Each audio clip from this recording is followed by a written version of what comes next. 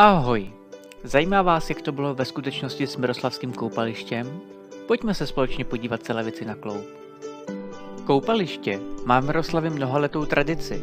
Bohužel v posledních letech pouze chátralo a miroslavští si neměli kde koupat. Až do loňského roku, kdy bylo koupaliště na popud bývalého místostarosty Mikulky a s podporou tehdejších koaličních zastupitelů během několika měsíců opraveno. Takže z tohoto bylo rázem tohle. Na první pohled hezké, že? Jenže průběh stavby čelil často kritice a koupaliště se tak brzy stalo zdrojem politických bojů. Bohužel se tyto boje dostaly i do tisku a obyvatelé přestali mít přehled o tom, co je pravda a co lež. Celá situace vygradovala natolik, že se změnilo vedení města a na provedené práci na koupališti byly zpracovány 3 nezávislé audity. Co se tedy vlastně dělo? A jaká jsou dohledatelná fakta? Prozkoumali jsme zápisy z jednání rady města i zastupitelstva, stejně tak jako výsledky auditů a zmapovali jsme celý průběh. Ale začněme hezky od začátku. Řešení problému s koupalištěm bylo v zájmu všech zastupitelů napříč stranami. Neshodovali se však na způsobu, jak koupání co nejlépe vyřešit. Část zastupitelů prosazovala opravu starého koupaliště. Druhá část se přikláněla k variantě biotopu. Každá z variant má své plusy a mínusy. Hlavním rozdílem mezi biotopem a klasickým koupalištěm je především úprava vody. U biotopu se o celý proces stará příroda. U běžného koupaliště tuto roli vykonává bazénová chemie. Tím pádem jsou i náklady na provoz u biotopu výrazně nižší. Na pořízení biotopu je navíc možné získat dotace do výše 85% pořizovacích nákladů. Na druhou stranu, pokud by se vytvořil biotop, současný areál koupaliště by zůstal nevyužitý. Biotopy jsou už ve světě poměrně běžné a v posledních letech vznikají také u nás. Nenechte se mýlit, přírodní koupaliště neznamená, že jde o nějaký rybník v lese. Nabízí stejné možnosti jako klasické koupaliště. Biotopické koupaliště však zastupitelé odmítli.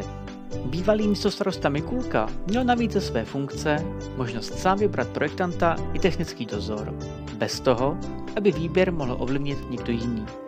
A tak rozjel solo akci a pustil se do rekonstrukce na vlastní pěst jen s pomocí dobrovolníků. Opozice trvala na důkladném rozplánování celé akce a pečlivé přípravě projektu, byli však přehlasováni a z koupaliště se stalo politické téma, kde nebyl prostor pro věcnou diskuzi. Hned od začátku bylo kolem projektu mnoho nejasností. Na koupališti docházelo k bourání a stavebním pracem už v listopadu 2014, jen pár týdnů po volbách. V té době ještě neexistoval žádný projekt. Ten byl zastupitelům dostupný až v dubnu 2015, 5 měsíců po zahájení prací. Opoziční zastupitelé také okamžitě upozorňovali, že v rámci uvedeného rozpočtu není možné koupaliště kvalitně postavit. Rozpočet se tak během krátké doby několikrát navyšoval a nebylo zřejmé, kolik vlastně bude zprovoznění koupaliště celkově stát. Kvůli stálým námitkám byli opoziční zastupitelé dokonce vykázáni z kontrolních dnů na stavbě. Pojďme se ale podívat, jak vypadala jednání zastupitelstva. V zápise z 29. dubna vidíme, že pan Ryšavý upozorňoval na to, že za částku není možné koupaliště kvalitně postavit. Pan Augusta poukazuje na neustále se zvyšující rozpočet a oba pánové navrhují projekt důkladně rozplánovat, aby město nemělo do budoucna další břímě. Tady vidíme, jak hlasování dopadlo. Návrh pana Ryšavého, aby se změnil celý projekt koupaliště tak, aby byl kvalitní, nebyl zastupiteli schválen. Proti bylo 9 z 15 zastupitelů. Těchto 9 zastupitelů tedy schválilo původní, rychlou variantu. V dalším zápise vidíme, že bývalý první místostarosta Forman i pan Augusta upozorňovali na neuvážlivé čerpání financí z investiční rezervy. Vzhledem k tomu, že město mělo řadu akutnějších projektů, bylo čerpání na rekonstrukci koupaliště minimálně neuvážlivé. Tady je vidět zápis z jednání rady města.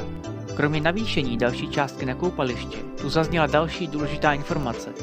Tato částka, použita nad rámec původního rozpočtu, šla z jiného projektu, a to z rozpočtu projektu kanalizace na kopci. Tlak bývalého druhého místostarosty vůči opozici však zesiloval.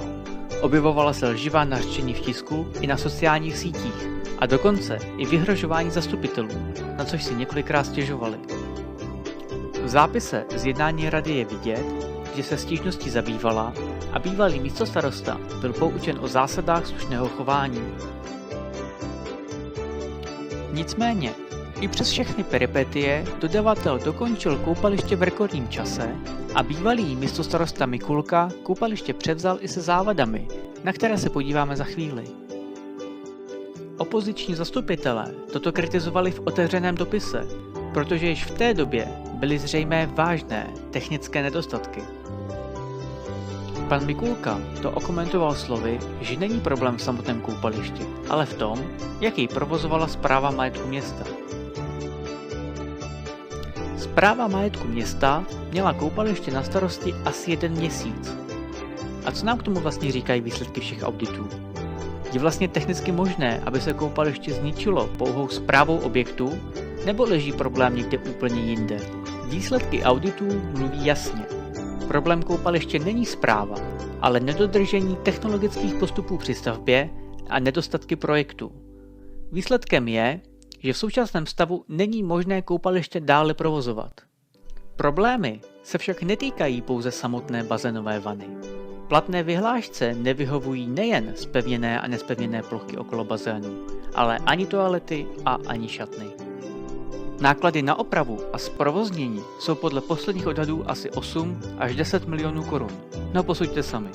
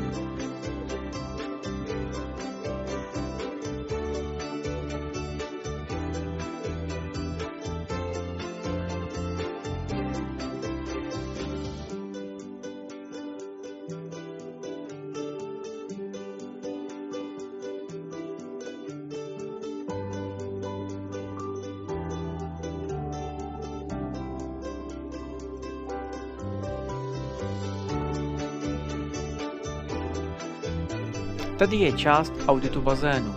Můžete vidět, že za problémy stojí mnoho důvodů, od špatně navržené konstrukce přes špatné provedení až po špatné načasování nátěru. Závěr: bazén není možné provozovat. Nestačí tedy bazén pouze přetřít. Celá bazénová vana musí podstoupit kompletní rekonstrukci. Zkušební provoz byl povolen pouze do 30.